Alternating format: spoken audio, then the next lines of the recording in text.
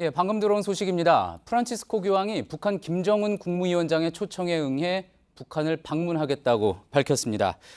조금 전 문재인 대통령과 단독 면담이 있었죠. 그 단독 면담이 끝난 후에 청와대에서 단독 면담 내용을 공개를 했는데 교황이 이제 김정은 위원장의 초청 의사 교황이 전달받았고 또 이를 수락했다고 청와대가 전했습니다. 바티칸에 나가 있는 취재기를 다시 한번 연결해서 좀 더 자세한 내용 들어보겠습니다. 이성대 기자가 연결돼 있습니다. 자, 이성대 기자, 교황이 이제 김정은 위원장의 초청 의사를 수락을 했습니다. 자세한 내용을 좀 전해주시죠. 네, 그렇습니다. 문재인 대통령은 약 38분간 프란치스코 교황을 예방했습니다.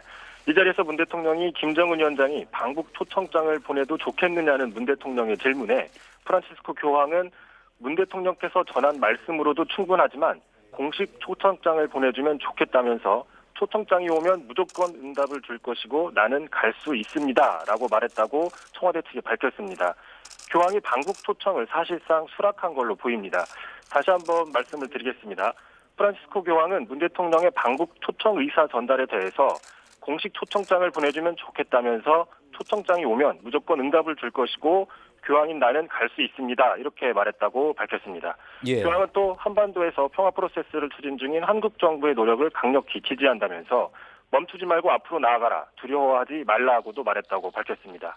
이에 앞서 문 대통령은 김 위원장이 그동안 교황께서 평창올림픽과 정상회담 때마다 남북 평화를 위해 축원해준 데 대해 감사하다고 인사를 했고 교황은 오히려 내가 깊이 감사하다고 말했다고 전달했습니다.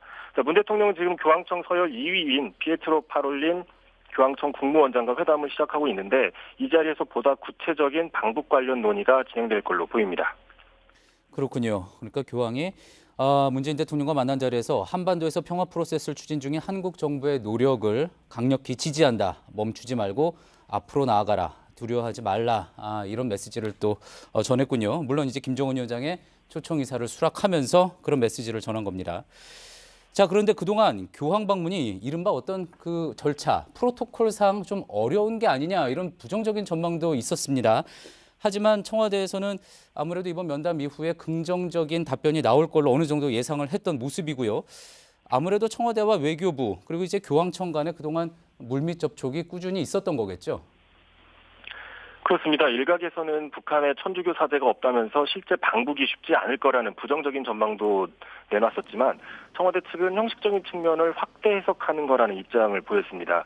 다시 말해서 이미 청와대는 교황청과 마쿠 조율을 계속해왔고 또 이런 흐름 속에서 교황 접견이 이루어진 건데 단지 교황 방문 과정의 의전 절차나 종교적인 측면에서의 형식만을 부각하는 것은 지금 현실과는 맞지 않다는 겁니다. 게다가 교황 방북 문제는 김정은 위원장이 긍정적 의사를 밝히면서 본격화된 거라서 이번에 국내 천주교 조직을 통해 일반적인 절차는 밟는 과정과는 크게 상관이 없다는 걸로 해석이 됩니다. 무엇보다도 방금 전에 말씀드린 것처럼 프란치스코 교황이 직접 방북 의사를 밝힌 만큼 앞으로 방북 초청 과정은 급물살을 탈 걸로 보입니다.